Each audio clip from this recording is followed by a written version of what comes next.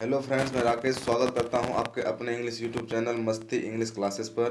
Friends, पिछले video में आपने सीखा था टेंस के स्ट्रक्चर को और उनके मीनिंग को। आज के वीडियो और में उनके आइडेंटिफिकेशन को।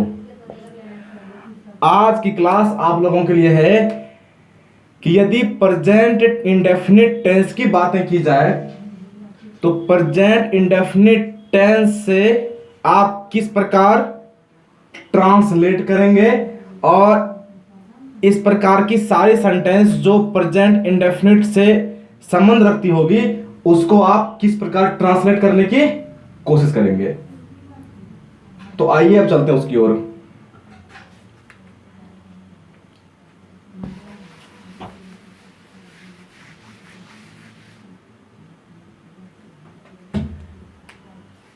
अब आप सीखेंगे how to translate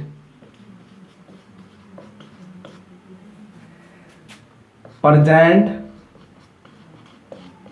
indefinite tense. कैसे करें प्रेजेंट इंडेफिनिट टेंस का ट्रांसलेट। इसे आप लिख सकते हैं how to translate of present indefinite tense. आइए इसकी बातें करते हैं। सबसे पहले आपको प्रेजेंट इंडेफिनिट के ट्रांसलेशन को सीखने के लिए, ट्रांसलेट को सीखने के लिए आपको जाननी होगी कि हमारे पास पर्सन क्या होती है, वो किस प्रकार कार्य करती है। तो आइए बातें करते हैं। आपने बातें की पर्सन की। सबसे पहले आपको जाननी होगी कि पर्सन क्या होता है। यदि आप बोलते हैं पर्सन, तो पर्सन का अर्थ होता है कोई ना कोई व्यक्ति। तो यदि मैं आपसे पूछूं कि सबसे पहले आप किसे जानते हैं, किस पर्सन को जानते हैं, तो आपकी रिप्लाई होगी, आपकी आंसर होगी कि सर सबसे पहले मैं खुद को जानता हूं। सबसे पहले यदि पूछा जाए कि सबसे पहले आप किसे जानते हैं, तो आपकी रिप्लाई होती है कि सर सबसे पहले मैं खुद को जानता हूं। तो यदि आपने बोला कि सबसे पहले मैं खुद को जानता हूं, तो इसका अर्थ होता है कि सबसे पहले यदि आपने खुद को जाना तो आप फर्स्ट पर्सन हुए। तो आपने बोला फर्स्ट पर्सन मैं खुद हुआ, तो हमें पता है, आप जानते हैं कि यदि आप फर्स्ट पर्सन खुद हैं तो खुद को आप आई कहते हैं। अब मैंने आपसे पूछा कि आप अपने बाद किसे जानते हैं, तो आपकी आंसर होती है कि जो मेरे सामने होता है या जो मेरे से पूछ रहे होते हैं कि सबसे पहले आप किसे जानते हैं, तो सबसे पहले मैं उसे जानता हूं जिससे मैं बात कर रहा हूं। तो वो क्या होता है, आपने बोला वो क्या होता है, वो तुम होता है। तो आपने बोला कि सेकंड पर्सन की मैंने बातें की, सेकंड पर्सन की, तो वो क्या होता है, आपने कहा वो यू होता है। मैंने बातें की अब थर्ड पर्सन की, थर्ड पर्सन। अब इसकी जिक्र करते हैं। मैंने आपसे पूछा थर्ड पर्सन क्या होता है, तो जब आप फर्स्ट पर्सन और सेकंड पर्सन एक दूसरे से बात कर रहे होते हैं और आप जिसके बारे में बातें करते हैं वो होता है थर्ड पर्सन। तो इसे आप कह सकते हैं थर्ड पर्सन में हो सकता है वो कोई ही हो सकता है वो कोई सी हो सकता है वो कोई इट हो, या हो सकता है वो किसी व्यक्ति का नाम हो या कोई व्यक्ति हो। तो इस प्रकार आप कह सकते हैं कि जैसे आपने देखा, आपने बातें की फर्स्ट पर्सन की, तो आपने सीखा फर्स्ट पर्सन आई होता है, सेकंड पर्सन आपने सीखा यू होता है, थर्ड पर्सन आपने सीखा ही सी इट या कोई भी नाम होता है जिसके बारे में आप बातें कर रहे हैं। अर्थात आप कह सकते हैं कि थर्ड पर्सन एक नॉन एक्टिव पर्सन होता है, मतलब जिसके बारे में फर्स्ट पर्सन और सेकंड पर्सन चर्चा कर रही है वो थर्ड पर्सन होता है। हो सकता है थर्ड पर्सन आपके सामने हो या आपके सामने ना हो, इसलिए जो पर्सन एक्टिव ना हो उसे क्या कहेंगे आप? नॉन एक्टिव पर्सन, अर्थात third person non active person होता है। अब आपने देखा कि यदि मैंने बातें की फर्स्ट पर्सन की, तो आपने सीखा कि फर्स्ट पर्सन जो होता है, फर्स्ट पर्सन आई होता है, इसे आप सिंगुलर कहते हैं।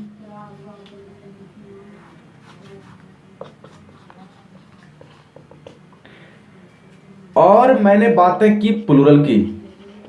अब प्लूरल क्या होती है, जस्ट मैं इसकी चर्चा करता हूं। आपने बोला फर्स्ट पर्सन सिंगुलर आई था, तो इसकी प्लूरल क्या हो सकती है? यदि आप बातें करते हैं, यदि आप आई हैं तो आप अकेले हैं, आप एक हैं तो आप सिंगुलर हैं। क्या यह संभव है कि आप खुद को प्लूरल कर दें? यदि आप रमेश हैं तो क्या संभव है आप खुद को बोल देंगे कि मैं रमेश से दो रमेश हो गया? आपने बातें की कि सर ये संभव नहीं है कि मैं खुद को प्लूरल कर सकता हूं। तो जो किताब कहती है आई का प्लूरल वी होता है, आई का प्लूरल भी नहीं होता। जब आई अपने साथ किसी अदर की बात करता है, मैंने बोला कि जब आई अपने साथ अदर की बात करता है तो वो क्या होता है? वी। जैसे आपने बोला मैं यह काम करूंगा, तो आपने क्या बोला? I will do this work. और यदि आपने बोला आपके साथ आपके दो चार दोस्त बैठे हुए हैं और आपने बोला कि हम लोग इस काम को करेंगे, तो आपने क्या बोला? आपने खुद के साथ अपने दोस्त की भी बातें की। तो ये जो आपकी दोस्त हुई वो क्या हुई? अदर। हो सकता है वो दोस्त यू हो, उसे आप ही कहें, उसे आप सी कहें, उसे आप रमेश कहें, उसे आप महेश कहें, जो आपके मन में होता है उसे आप वो कह सकते हैं। तो आपने क्या सीखा? आपने सीखा कि आई का प्लूरल वी नहीं होता, जो आपकी बुक कहती है। आई जब अपने साथ किसी अदर की बात करता है तो वो क्या होता है? वो वी होता है। अब आते हैं सेकंड पर्सन की ओर। जैसे आपने देखा सेकंड पर्सन, तो आपने बातें की सेकंड पर्सन सिंगुलर यू होता है। तो यदि मैं सेकंड पर्सन के प्लूरल की बातें करूं तो सेकंड पर्सन का प्लूरल भी यू होता है। यदि आप बोलते हैं तुम यह काम कर सकते हो, तो आपने बोला you can do this work. तो आपने यदि बोला तुम लोग यह काम कर सकते हो, तो तुम लोग में भी आप यू का ही प्रयोग करेंगे। क्यों? क्योंकि आपने एक से अधिक की बातें की, लेकिन एक से अधिक की बातें तुम के लिए यू ही करती है। तो इस प्रकार आप कह सकते हैं कि यदि यू सिंगुलर है तो सिंगुलर यू का प्लूरल भी यू ही होता है। अब आते हैं थर्ड पर्सन की ओर। यदि थर्ड पर्सन में हमने बातें की, आपने देखा कि थर्ड पर्सन में ही, सी, इट या कोई नाम जो एक्टिव ना हो, मैंने उसकी बातें की, वो क्या होती है? वो थर्ड पर्सन होती है। तो यदि आप इस थर्ड पर्सन को प्लूरल करने की कोशिश करेंगे तो आप क्या देखेंगे कि मैंने यदि एक ही की बातें की और यदि वहां दो चार बैठे हुए व्यक्ति, मैंने एक व्यक्ति को इंडिकेट किया ही इज रीडिंग, अर्थात वह पढ़ रहा है। लेकिन यदि वो दो चार पढ़ रहा है तो मैं ही को क्या बोलूंगा? दे आर रीडिंग, अर्थात मैंने ही को प्लूरल करने की कोशिश की तो वो क्या आया? वो दे आया। तो आपने सीखा कि फर्स्ट पर्सन आई होता है, उसका सिंगुलर आई ही है और उसका प्लूरल वी नहीं होता। वी क्या होता है? वी जब आई अपने साथ अदर की बातें करता है। अब आपने देखा सेकंड पर्सन, आपने देखा सेकंड पर्सन, सेकंड पर्सन का सिंगुलर यू होता है। यदि ये यू सिंगुलर है तो यदि आपने इसके प्लूरल की बातें की तो आपने सीखा यू का प्लूरल भी यू होता है। इसके बाद बातें होती है थर्ड पर्सन की। आपने सीखा third person non active person होती है, जो एक्टिव नहीं होती, और उसके प्लूरल की बातें की जाए तो वो क्या होती है, वो दे होती है। एक सिंपल उदाहरण, जो व्यक्ति बात कर रहा है वो खुद में आई होता है, तो जो आई होता है वो सिंगुलर होता है, जिससे वो बात कर रहा है वो यू होता है अर्थात तो प्लूरल होता है, और जिसके बारे में वो चर्चा कर रहा है वो या तो ही होता है या सी या इट या नेम। ही आपको पता है लगाते हैं हम लोग मेल के लिए जो सिंगुलर हो, सी लगाते हैं फीमेल के लिए जो सिंगुलर हो, इट लगाते हैं जहां हम लोग अननोन होते हैं सिंगुलर या प्लूरल, वहां इट लगाते हैं। अब इसकी क्या कहानी होती है, इसकी कहानी हम लोग अगले वीडियो में करेंगे। पहले आज हमें पर्सन को सीखना है। इस पर्सन को सीखने के बाद ही हम लोग अच्छे वे से, और आप अच्छे वे से प्रेजेंट इंडेफिनिट टेंस के ट्रांसलेट को सीख पाएंगे। अब इसके आगे की बातें हम लोग करते हैं।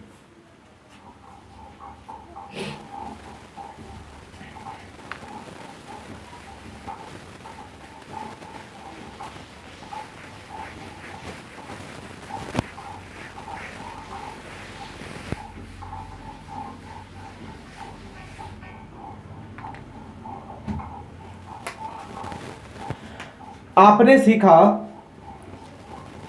फर्स्ट पर्सन, आपने सीखा सेकेंड पर्सन, आपने सीखा थर्ड पर्सन। अब बातें करते हैं। फर्स्ट पर्सन आई होता है,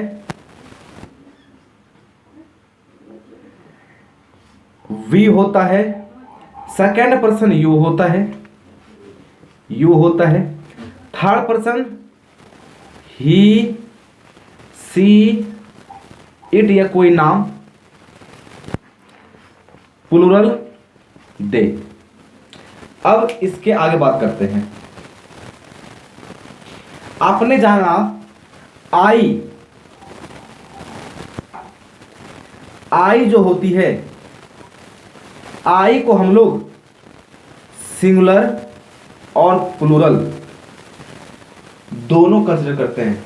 ये क्यों करते हैं इसकी बात हम लोग आगे करेंगे। सेकेंड पर्सन की मैं बातें करूं, यू जो होता है, आपने सीखा यू सिंगुलर भी होता है और प्लूरल भी होता है।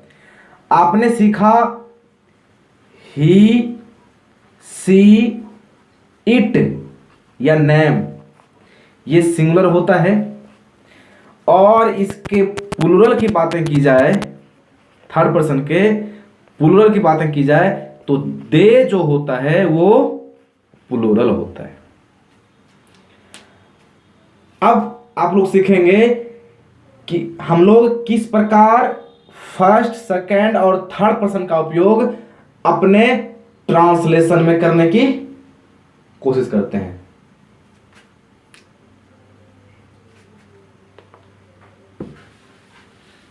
यदि किसी को स्क्रीनशॉट लेना तो वो ले सकते हैं।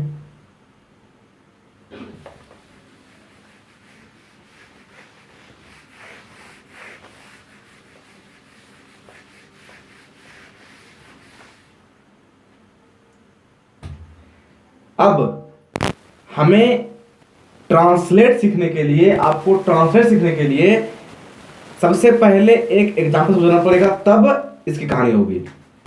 यदि मैं लिखूं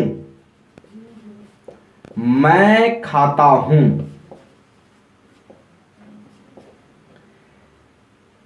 आपने देखा दूसरी एग्जांपल, वह खाती है। तीसरी एग्जांपल, तुम खाते हो।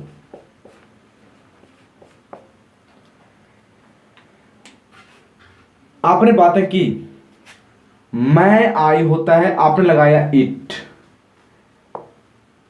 वह खाती है, सी स्त्रीलिंग की बातें हो रही है, आपने लगाया इट।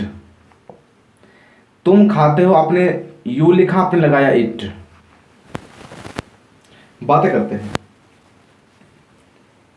यदि प्रेजेंट इंडेफिनिट की बातें हो तो आप पहले सीख चुके हैं कि प्रेजेंट इंडेफिनिट की बातों में ता है, ती है, ते है इत्यादि हमें दिखती है। अब यदि आप देखते हैं कि मैं, वह, तुम, इस तीनों सेंटेंस में मैं, वह और तुम सब्जेक्ट का काम कर रही है, जिसे आपने पिछले वीडियो में सीखा है। इसके आगे यदि आप बातें करते हैं खाने की, आपने सीखा है ये एक वर्ब होता है, क्योंकि कोई वर्ब एक्शन डूइंग हैपनिंग वो वर्ब होता है। आपने इसे सीख लिया पहले क्लास में, पिछले क्लास में।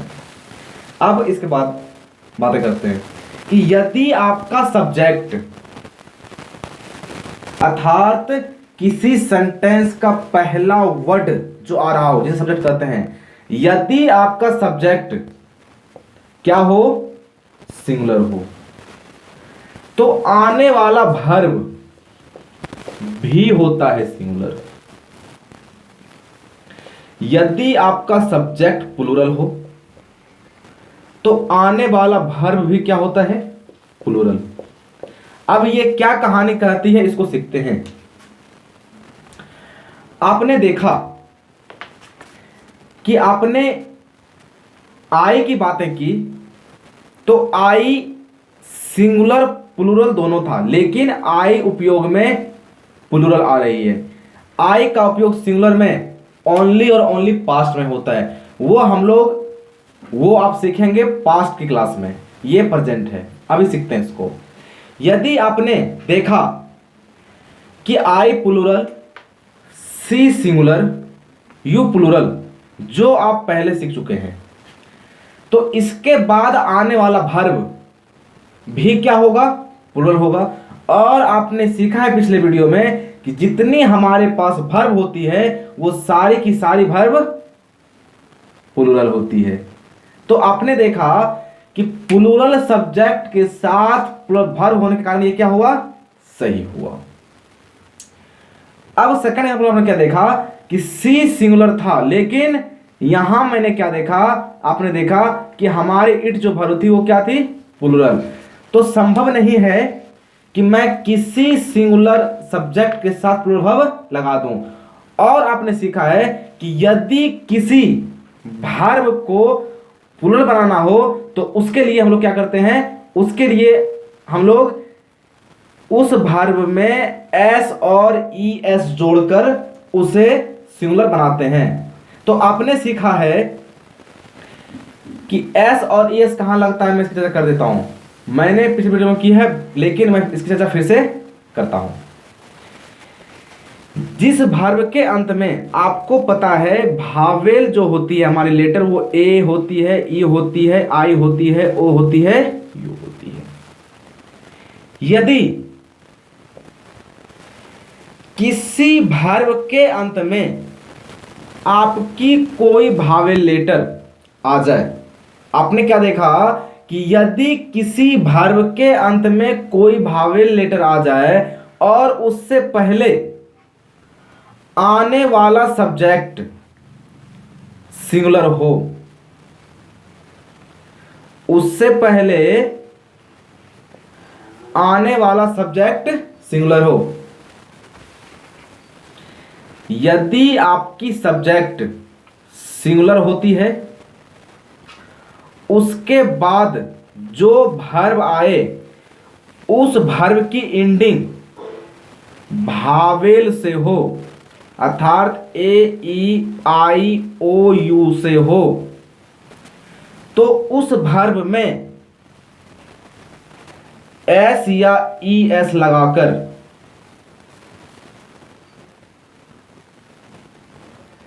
यदि, एक मिनट में फिर से दोहराऊं इसको, कि यदि आपका सब्जेक्ट सिंगुलर हो और आने वाला वर्ब उसके अंत में कोई आपको भावेल लेटर दिख जाए तो उस वर्ब में आप ईएस का प्रयोग करेंगे।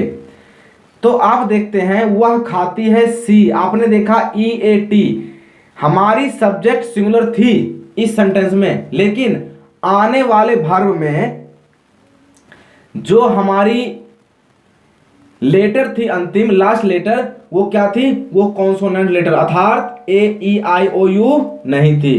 तो आपने क्या देखा, यदि उसमें ए ई आई ओ यू नहीं थी तो वो क्या हुआ? वो आपका ओनली और ओनली एस लेकर खुद को सिंगुलर कर गई, एस लेकर खुद को सिंगुलर कर गई।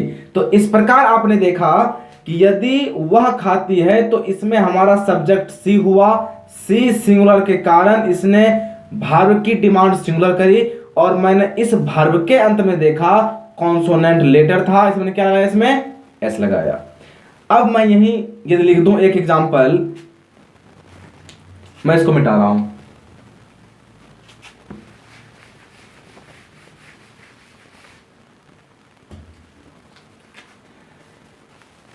वह घर जाता है। इस सेंटेंस में आप देखेंगे वह को आपने ही कहा, आपने देखा ही सिंगुलर होता है, आपने लिखा गो टू हाउस, आपने देखा वह घर जाता है ही गो टू हाउस, तो ही सिंगुलर होने के कारण इसने डिमांड की सिंगुलर वर्ब की, लेकिन ये क्या था? Plural verb. और आपने ये सीखा है कि यदि किसी वर्ब में लगा दिया जाए एस ई एस तो वो हो जाता है सिंगुलर।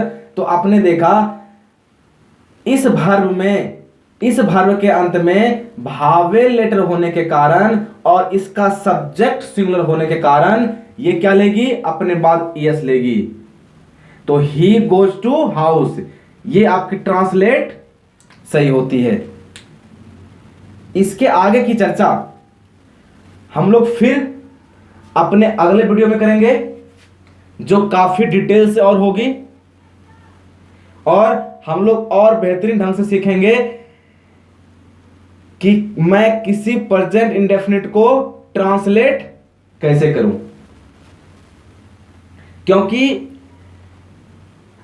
अभी आपने सीखा कि ये कोई हमारी सिंपल सेंटेंस थी, मैंने उसको करने की कोशिश की, लेकिन इसके बाद आप सीखेंगे कि ये सेंटेंस क्या होती है, इसको कैसे हम लोग करेंगे, सेंटेंस कितने प्रकार की होती है, आखिर प्रेजेंट इंडेफिनिट से कितने प्रकार की सेंटेंस बन सकती है, उसकी सारी जानकारी आपको इसके अगले वीडियो में दी जाएगी। आई थिंक यहां तक आपको हमारी ये क्लास समझ आई होगी, पसंद आई होगी, क्योंकि ये सारे की सारे प्रयास आपके लिए की जा रही है। मैं उम्मीद करता हूं कि आपको ये वीडियो पसंद आएगी। यदि आपको ये वीडियो पसंद आती हो तो आप इसे शेयर करना नहीं भूलेंगे, और आप अपने चैनल, खुद के चैनल जो आपको बेहतरीन इंग्लिश का कंटेंट देने की कोशिश करती है, मस्ती इंग्लिश क्लासेस को सब्सक्राइब करना भी नहीं भूलेंगे। तब तक के लिए नमस्कार, मिलते हैं अगले वीडियो में।